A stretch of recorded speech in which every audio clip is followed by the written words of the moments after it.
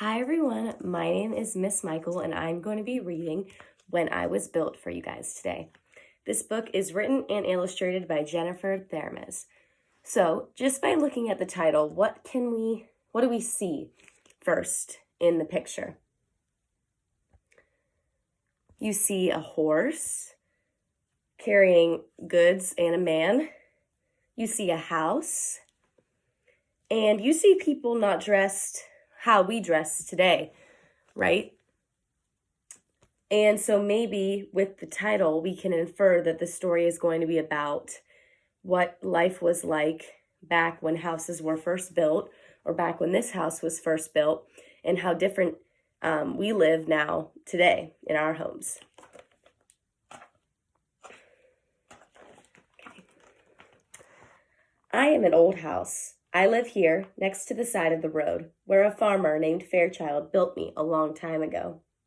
He built me small and strong, and through the years, I've had many children grow up within my walls. Today, I still stand proud with the Gray family living inside.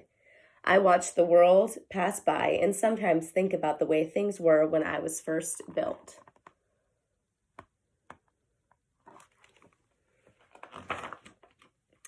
Today, big houses surround me up and down my street. When I was built, the Fairchilds were the only people around for miles and miles. In my old home, it was a century home, so it had been built more than 100 years ago, and we had a picture of aerial view, so up in the sky, and you could tell that it was in the middle of nowhere. And it's still on big land, but there's much more going on around the house these days.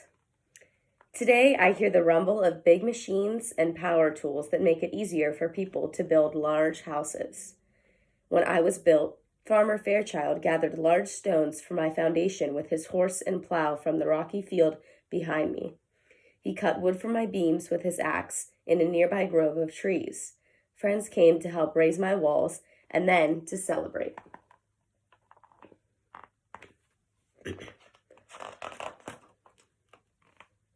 Today, I jump when the big steel furnace in my basement turns on with a boom. The blowing hot air keeps Elizabeth and Peter Gray warm, even in February. When I was built, my rooms were made small and ceilings low to hold in the heat from the fireplace, which warmed the Fairchilds through the long winter.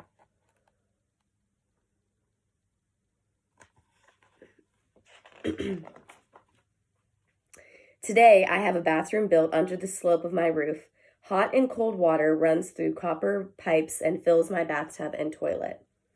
When I was built, I watched Maggie and Andrew Fairchild walk across the back field to my outhouse to use the bathroom. They carried buckets of well water to heat over my hearth at wash time, even in the middle of winter.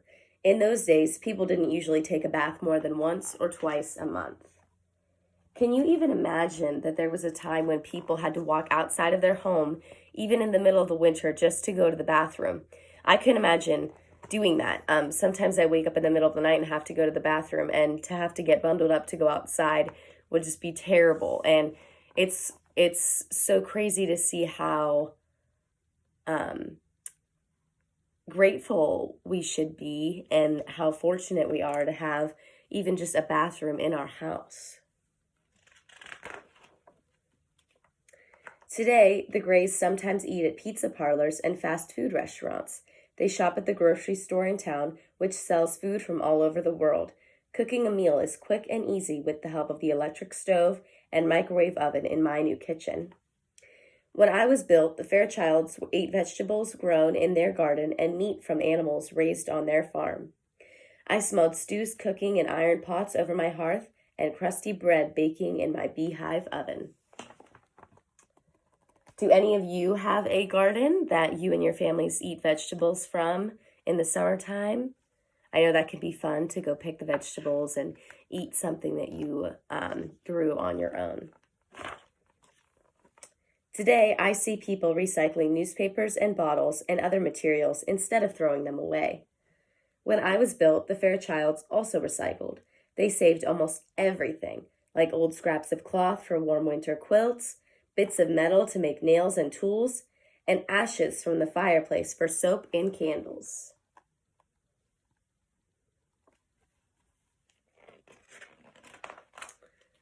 Today, malls and stores have pants, shirts, dresses, coats, hats, and skirts in hundreds of styles and colors. When I was built, there were few shops in which to buy clothes. I watched Maggie Fairchild and her mother make their own dresses from sheep wool and flax spun into yarn.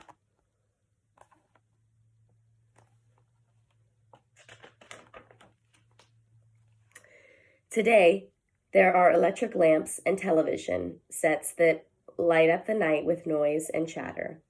When I was built, I listened as the Fairchilds passed quiet evenings together, talking or reading or telling stories. Their faces glow in the flickering candles. Do you ever think about or wish that you lived in a time where there was no technology or before technology was around? I know I have wished and thought that it would be, I just think about what we all did before we had our phones or before all of you had your favorite cartoons playing on the TV. I just think it would be interesting to live back then. Today, I hear telephones jangle wildly. The Gray's fax machine hums and their computer bleeps with urgent information from minute to minute. When I was built, the Fairchilds sent their news in letters delivered by a man on horseback. It could take weeks for messages to reach faraway friends. Today, I see cars and trucks race past my front door on the slick black pavement. When I was built, the road was just a rutted dirt path. I followed the slow clip-clop rhythm of a passing horse and wagon and the quiet footsteps of a walking neighbor.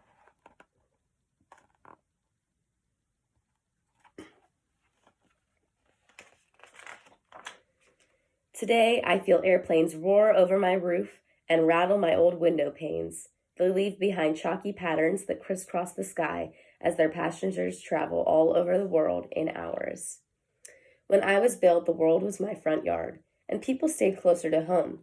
I listened to the soft chattering of crickets and to Maggie and Andrew Fairchild laughing when they chased birds and dragonflies nesting around my walls.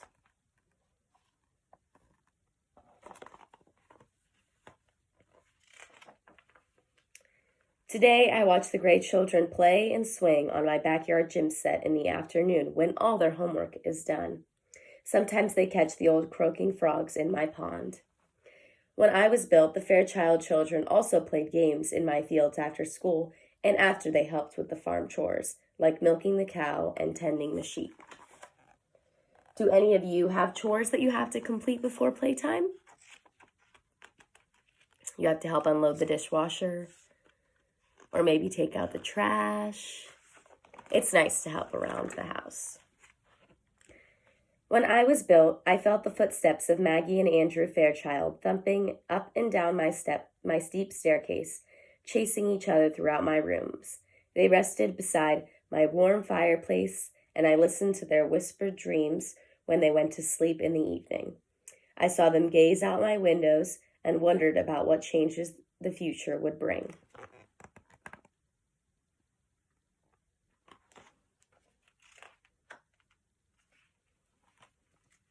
And today, Elizabeth and Peter Gray do the same. So I hope that book taught all of you boys and girls that it can be nice to think about time and how maybe your grandparents or your great-grandparents lived back in the day, and just try to slow things down and go outside and play or do what you would do when you were a little boy and a little girl. And you guys are still little boys and little girls, but just stay that age and don't worry so much yet about all the new inventions. But be excited for the future and just think back to when your house was first built, or what was there before your house was built. I hope you guys enjoyed this story, and I can't wait to read to you again. Bye.